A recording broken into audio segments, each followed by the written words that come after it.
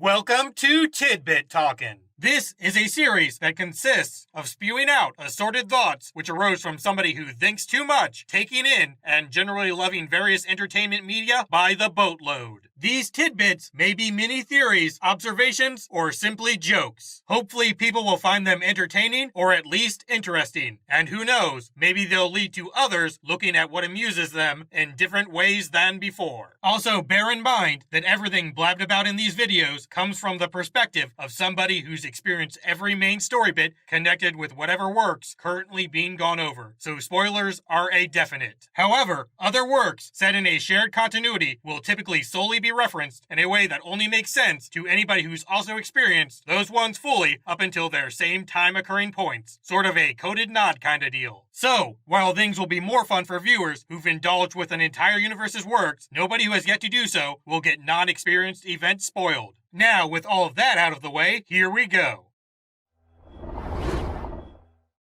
Left behind. Kronos probably isn't actually equipped with new weaponry. He's just not holding back anymore because Mick's no longer Wave Rider located. Chrono Fett was likely trying to generate a situation in which Mick would leave as soon as possible. The moment he remembers getting Team Hunter expelled is when Time Masters receive Heatwave pickup suggesting messages. Kendra already having multiple sets of memories might make her both more and less susceptible to time drift. She's of course rather used to having a known life get assaulted by different mental recordings and feelings about seemingly foreign experiences, but they're all generally quite similar in an identical core sharing sort of way. So, while Hawk Girl's mental-emotional center has metaphysical muscle memory that makes shifting a snap, anything not fitting her usual reset mold might not be able to slip in if she's aware enough about it not belonging. However, if Shiera didn't possess enough brainy stamina to push out the new memories that weren't also old ones, then they'd likely take hold even more quickly than with other time travelers. The League of Assassins door guard would definitely be their weakest link for several reasons. 1. People who would journey to Nanda Parbat would likely be exhausted when they got to the entrance, so sending a peak skill-equipped warrior generally isn't necessary. 2. Organizing the stronghold in such a way that opposition becomes more troublesome the deeper one goes would not only keep Raish efficiently protected, it'd also give him an idea of who he should offer training to in place of execution. 3. Weaker, and thus less important, League members probably get sent on field missions quite often. Thus, they are kept near the door for convenience's sake. 4. Many of the lesser skilled members would undoubtedly be new recruits, so keeping them exterior located helps prevent a situation in which full trust-lacking kill cult members glimpse fancy secrets like magic hot tubs and whatnot. Sarah doesn't say Raish like a normal League member when Rip first comes into contact with her. This is the first hint that she hasn't fully succumbed to time drift. Raish probably knew which herbs Sarah required because he's quite capable of recognizing those who have been rejuvenated by a Lazarus pit. Progeny. If anybody actually successfully killed Purr, then Savage could likely convince that government corporation to cover it up so weak appearances don't become a thing. This could have even been accomplished via body double presence involving lies. Vandal would then of course offer to serve as a tutor to the real Purr, granting him a fresh new apprentice/pawn/scapegoat. Mick's anger being easily redirected to focus mainly on Rip after learning the guy sent Snart after him makes a lot of sense. Mr. Rory likely sees Captain Hunter as quite cop-like, which means he's naturally upset in the latter's presence regardless of whether or not anything has happened. So obviously actually getting antagonized makes things much worse. Savage spent much of his life hanging around people who who failed at world conquest. Thus he'd know how to teach somebody else how to do the same while making things appear as if success was truly being aimed for. This skill would of course have been so well developed that Savage could set things up in such a way that his almost almighty apprentice's replacement would be capable of finishing the job with relative ease. Central City, being cut off from Kaznia, and presumably the other corporation-ran future locations, is probably because it's overseen by a Barry Allen descendant-controlled Star Labs. The evil company utilized Atom robots most likely can't shrink. Sydney probably only had access to the plans that Ray made before figuring out how miniaturization works. Dr. Palmer's latest schematics would have been destroyed in the explosion that made everybody think he died, and any backups are almost definitely kept on his person at all times, possibly even suits located. The Wave Rider's medical tech is capable of monitoring dreams, seeing as it, or at least an earlier version, was likely developed by Star Labs. Said feature was probably created because a certain team there had trouble with lucid dreaming related hoopla before. The Magnificent Eight. Snart's effortlessly accessed knowledge regarding when the Miranda rights will be instated probably stems from him studying law-related history while wave riding in order to make crime committing easier in every time period. Jonah Hex likely literally can't speak in any way that's not some kind of gruff cowboy sounding accent, because opening his mouth too wide would tear at least some face-located scar tissue. Last Refuge. White light consisting existence deletion probably occurs when a significant amount of history is being erased, like say an entire lifetime. That staticky blip involving variant, on the other hand, would be when just a teeny bit of events get undone, like somebody's last few days on Earth or whatever. Why the Pilgrim went when where she did for team executing, and one instance of how said slaughtering was meant to be carried out. Killing puny Pyro Mick would of course be simple to pass off as a child dying alongside his burning family. Young Sarah getting whacked when she was about to be declared legally dead would obviously only require minor timeline adjustments later on, specifically ones involving who gets sent in as a colorful archer ally substitute. Ray's intended demise might have actually involved later occurring complications from his perfect Pilgrim pummeling produced pain.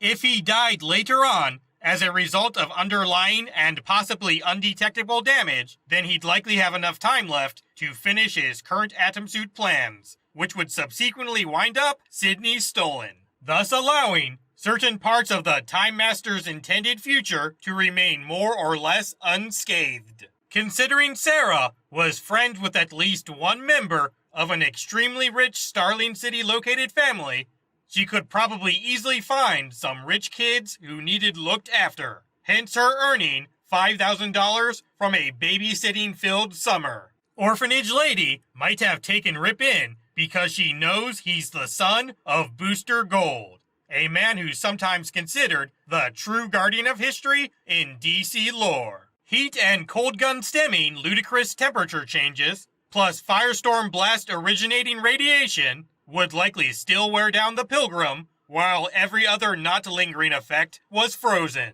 This, of course, would be what rendered her overwhelmed enough for a young Rip stab-allowing opening to come into play. Rip used a pill to erase those ship-located friends and relatives' memories instead of that flashy deal because Snart and Rory acquiring such things would only be possible via Gideon fabricating them, which he could probably stop with parental controls or whatever. If he used something obvious that they could simply swipe, on the other hand.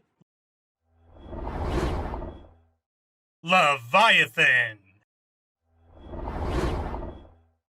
Seeing as romantic feelings are at the center of that reincarnation magic curse blessing those hawk people, they likely don't remember small details such as names or whatever aside from their original and current ones, because such things don't really help them fall in love repeatedly. Savage probably got inspired to train Cassandra the way he did because Sarah's repeated attacks impressed him quite a bit. In fact, researching her and the League of Assassins likely led to Vandal discovering many good brainwashing tactics for manipulating offspring and all those other freakishly loyal folks serving under him. If Khufu's current casing, carrying an appearance identical to the previous one, isn't just some audience-benefiting stylistic choice, then it's possible Savage may have used his many dictator-granted resources for plastic surgery forcing so optimal Kendra emotional manipulation potential could be achieved. Given that the Leviathan robot seems to be based on Ray's atom suit, particularly the variant glimpsed in those aforementioned Brother Pilford plans, its noggin-based vulnerability likely stems from being hollow as a result of possessing giant head allowing space. After all, the folks who stole Dr. Palmer's ideas were likely only smart enough to merely copy them, not make further improvements or other alterations. River of Time. Savage's immortality, of course, means that he can't erase himself from existence unless the history being messed with occurred before it was obtained.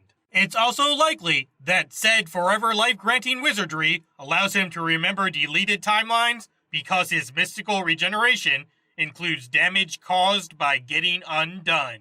All of this would make Vandal quite adept at chronology controlling because he'd constantly be receiving new memories regarding whether or not certain actions are effective and never have to suffer the ultimate consequence if experiments based on his recently updated mind contents didn't work out. The immortality magic that forces Savage's body to reform from a single cell might make his same era-occupying selves fuse together, much like speedsters who truly want some do-over action.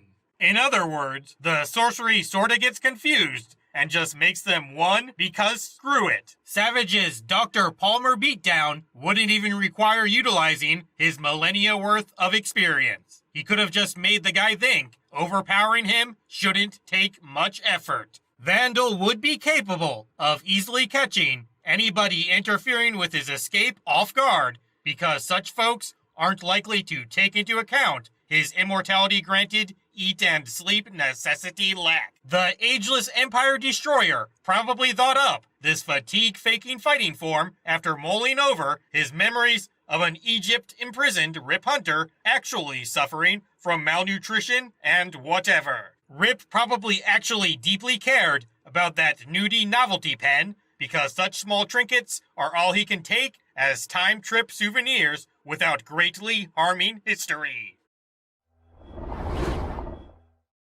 Destiny. Snart not immediately accepting Rip's offer is likely just him stalling for time, so he can figure out the best way to convince his less than reasonable partner that helping out is a good idea. The Time Masters don't try to brainwash any non-Mick team members because their greater amount of worldly connections, like wives and parents, would probably just make them fight too hard right away, resulting in instant, complete mind frying. Savage may have unintentionally summoned the Vanagarians by setting off some kinda slow-moving cosmic security alarm when messing with their meteorite-resembling tech heaps. Rip's ship located Gideon's ability to rebel and self-backup might stem from her being based directly on the original's design. Said senior sticky situation sorting system was probably primarily produced in order to talk her creator out of making highly impulsive, time travel-related decisions. Something powerful Authority Defiance capability would definitely help with. Perhaps the Gideon version 1 creator even consulted his own in order to arrange a situation in which some heroically defiant Time Master like Captain Hunter would possess an identical one for keeping bosses in check related purposes. The Time Masters might have thought that Rip's Gideon being sorta free will having just helped them strengthen their Oculus device's illusion of choice. That Oculus deal could just be a version of those ship-guiding AIs without programmed consciousness or any other emotion-related bits built in. Something possessing the same chronology crack calculating capacity as Gideon and Co., but lacking actual personal attachment, simulated or otherwise, would be perfect for controlling all of history. The Oculus, being incapable of truly predicting and preventing its own destruction, could be because things are set up to only foresee timelines that produce exact master desire fulfilling results. Anybody other than Dr. Palmer attempting to stop the Destiny developing device might have generated a situation where Savage's Thanagarian opposing army wasn't quite large enough or whatever. All those various history change predicting computers, like Rip's Gideon, might make their calculations by tapping into the Speed Force and accessing its connected to absolutely everythingness. These Turbotech timeline tuners' inability to reassess temporal shifts quickly enough to prevent their own destruction could simply be caused by them not actually being Speed Force absorption able. A historically displaced Savage, being the one that murders Rip's family, is probably Time Master Plan necessary because it gives 2166 him all the knowledge he needs to counter any era-hopping Captain Hunter stemming interference. Snarch's strongest sacrifice-sparking urge could very well be revenge-related. He might simply want to personally destroy the thing that decided his sister and him must wind up getting abused by their father. Legendary.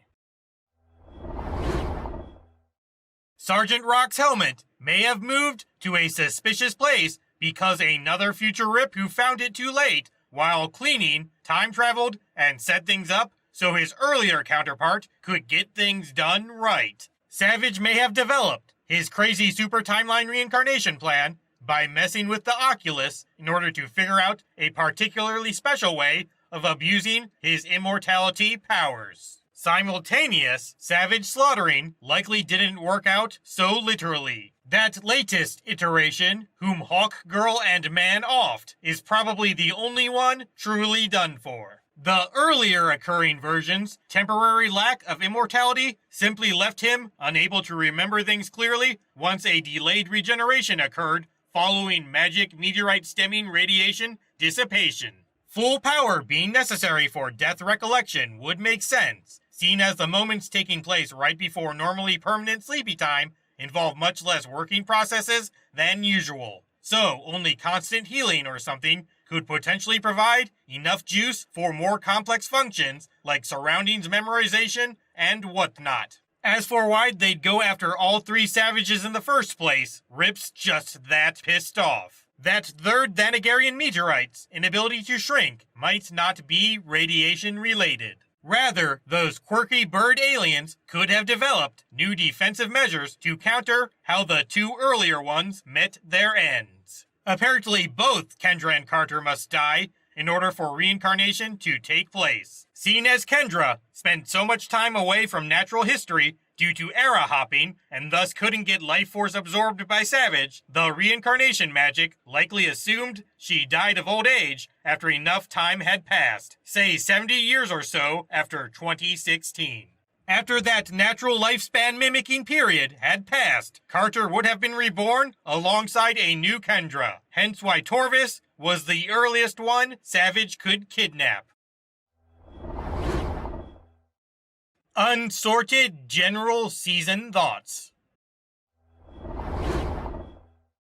One function of the time drive may be forcing fusions for folks once they make a home time period return. It wouldn't do this for era-displaced doubles, because that would mess with history and people even more than regular time travel by getting constant brain overwriting involved. Sarah's bloodlust fading could be caused by one of those random effects that time jumps often produce. The Time Masters may have developed ships with multiple seats despite most of their employees working solo, because temporal pirates might take hostages on occasion. The first trailer's weirdness is probably an alternate timeline being shown, possibly Eobard Thawne's point of origin. Endings are a pain, but all of you are fantastic. See ya.